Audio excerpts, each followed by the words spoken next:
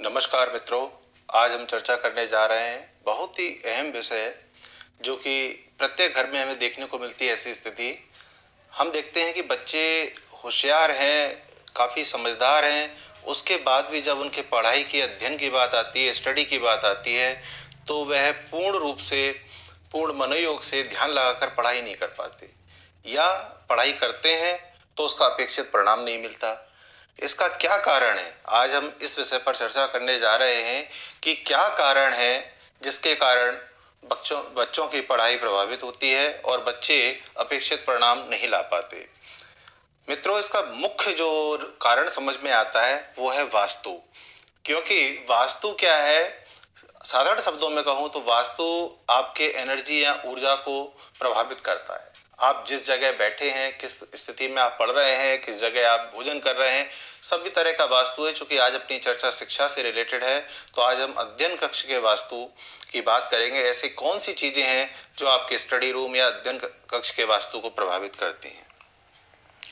वास्तु दोष का प्रभाव न केवल आपके पारिवारिक जीवन, आपके व्यक्तिगत जीवन, आपके विचार, यहाँ तक कि बच्चों की पढ़ाई पर भी पड़ता है। वास्तु के प्रभाव से अध्ययन के लिए उचित या अनुचित वातावरण का निर्माण होता है, ये हम सभी लोग जानते हैं।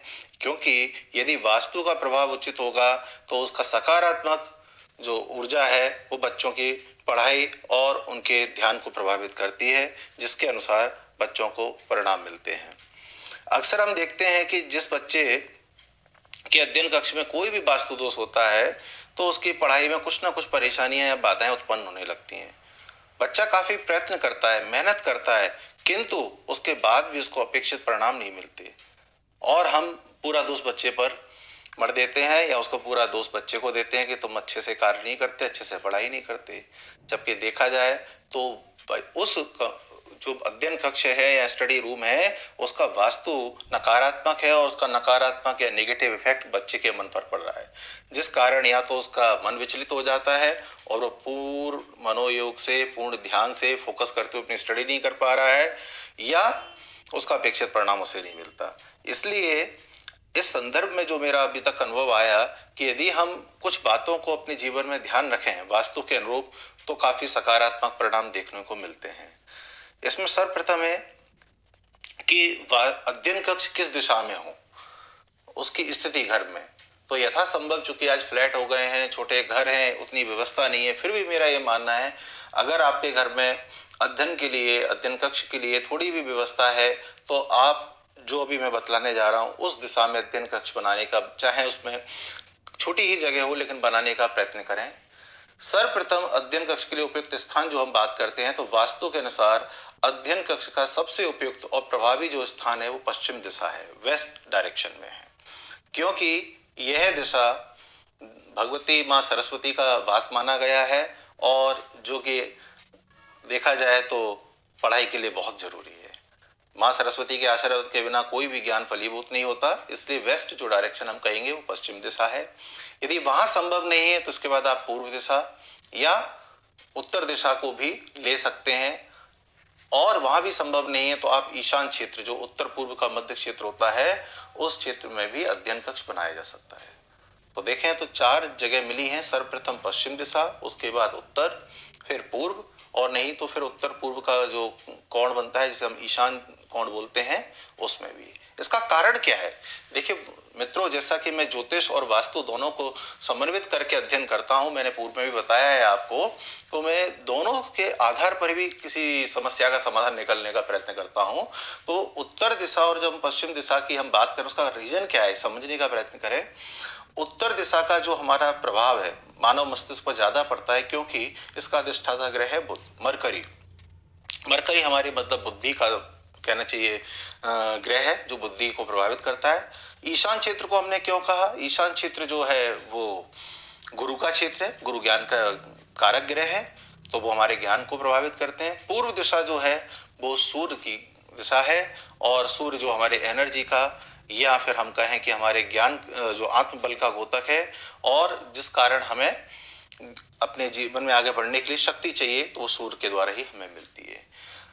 तो अगर हम इन दिशाओं में अध्ययन कक्ष रखते हैं तो इसका निश्चित ही लाभकारी प्रभाव बच्चों की पढ़ाई पर पड़ता है और हमें सकारात्मक परिणाम देखने को मिलते हैं। जिन बच्चों की जन्म पत्री में या जन्म कुंडली में बुध एवं गुरु ग्रह कमजोर हों तो उनके लिए अध्ययन कक्ष ईशान कोण में या उत्तर दिशा में बनाना चाहिए। इसका मैंने अपने जीवन में काफी चमत्कारिक रूप से सकारात्मक परिणाम देखा है और लोगों को इसको अच्छे परिणाम मिले हैं।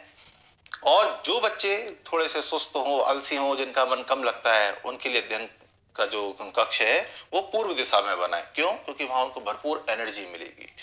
लेकिन साथ ही साथ मित्रों एक चीज का ध्यान रखिएगा, अध्ययन कक्ष कभी भूल कर भी दक्षिण पश्चिम या उत्तर पश्चिम दिशा में ना बनाए, क्योंकि यहाँ बच्चों का मन नहीं लगेगा, उनमें आलस आएगा, प्रमाद आएगा और उनका मन भटकेगा। और पढ़ाई करते समय बच्चे जब बैठे तो यथासंभव प्रयत्न करें कि उनका जो मुंह हो वो उत्तर दिशा या पूर्व दिशा की ओर हो। आप देखिए कि जब आप इस तरह का कुछ परिवर्तन करते हैं तो बच्चों की प्रतिभा में आपको काफी सकारात्मक परिणाम मिलेंगे और वो बच्चे विलक्षण प्रतिभा के धनी बनेंगे।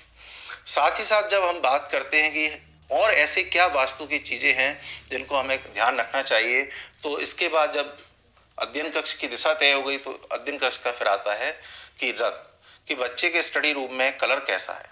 तो कोशिश कीजिए कि यथासंभव जो कलर हो वो तेज भड़कीले ना हो, जैसे लाल रंग, काला रंग, नीला रंग इस तरह का ना हो। हम सौम्य कलर या सॉफ्ट कलर या ऐसे ऊर्जा प्रदान करने वाले कलर लगाएं बच्चों के कमरे में, ऐसा कलर करवाएं जिससे बच्चों को एनर्जी फील हो। कुछ चीजें समय के साथ बदलती जाती हैं और हमारा वास्तु का जो है नित्य वास्तु इसे मैं कहता हूं वो बिगड़ जाता है, उनका भी ध्यान रखना बड़ा जरूरी है। जब तक नित्य वास्तु हम नहीं सुधारेंगे, कमरा तो हमने बना लिया उत्तर दिशा में, पूर्व दिशा में, ईशान क्षेत्र में, लेकिन नित्य वास्तु नहीं। तो नित्य वास्तु क्या होता है? जो हम डेली के क्रियाकलापों के द्वारा जो प्रभावित होता है, तो उसमें कई चीजें हैं, उनका विशेष ध्यान रखें। ऐसा नहीं कि एक बार बस कमरा सेट कर दिया फिर उसके बाद नहीं, आगे भी ध्यान रखें। जैसे बहुत सारी चीजें हैं जिनका हमें ध्यान रखना चाहिए। एक तो कई बार क्या होता है, समय के साथ कुछ किताबें कॉपियां पुरानी हो गई वो वहीं रखी रहती हैं, कोई पेन पेंसिल टूट फूट गए वो वहीं रखे हुए हैं, कुछ खाली चीजें हो गई बच्चों के, जैसे कुछ बॉक्स वगैरह आते हैं, तो ऐसी चीजों को हम वहां कतई ना रखें और समय समय पर हटाते रहें। कोई भी खराब पेन, खाली इंक पॉट या कोई रबर के टुकड़े, इस तरह की चीजें, पेन पेंसिल बच्चों के रूम में जो खराब हो, अनुपयोगी हो, उनको तुरंत वहां से हटाएं। साथ ही बच्चों के पढ़ाई के कमरे में लाइट की अच्छी व्यवस्था होनी चाहिए, उचित प्रकाश व्यवस्था हो, ना बहुत तेज हो ना बहुत धीमा हो, क्योंकि ये बच्चों की आंखों को भी प्रभावित करेगा। और कोशिश करें कि बच्चा जिस टेबल पर पढ़ रहा है उत्तर या पूर्व की तरफ मुख करके, तो उसके लेफ्ट साइड से बाईं ओर से प्रकाश की व्यवस्था हो, जिससे उसको उचित प्रकाश उसकी कॉपी किताबों पर मिले और वो अच्छे से पढ़े। नित्य रूप से बच्चे में ये आदत डालें, या माँ कर सकती है, कोई बड़ा कर सकता है, कि कमरे में कोई भी सामान बिखरा हुआ ना हो, तरीके से लगा हुआ हो। जैसे बच्चे आए स्कूल से, उन्हें कॉपी किताब में बैग फेंक दिए, उसी तरीके से ऐसा नहीं होना चाहिए। ये भी बच्चों पर नकारात्मक प्रभाव डालता है। बच्चों के कमरे में यथासंभव प्रयत्न करें कि जूते चप्पल ना रखें।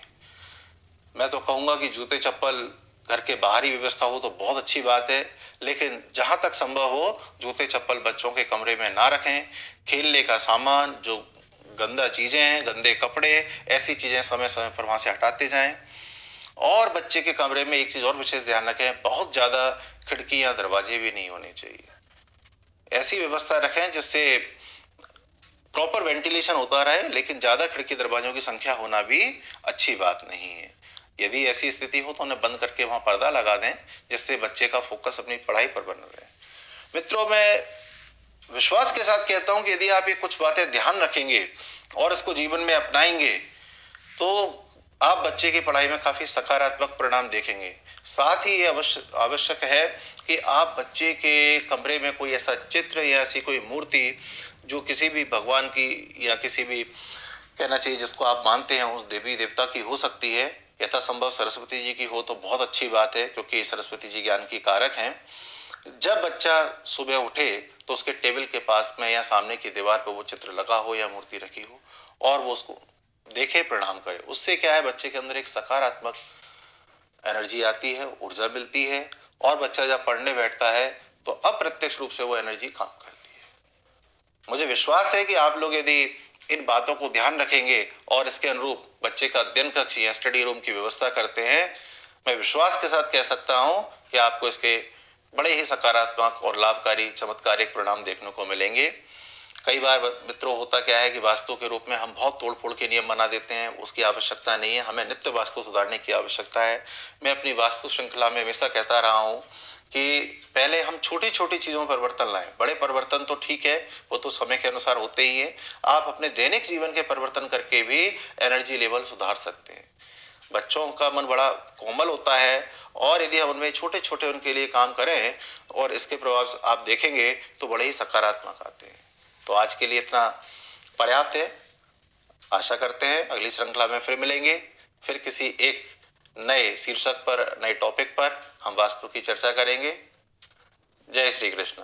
धन्यवाद।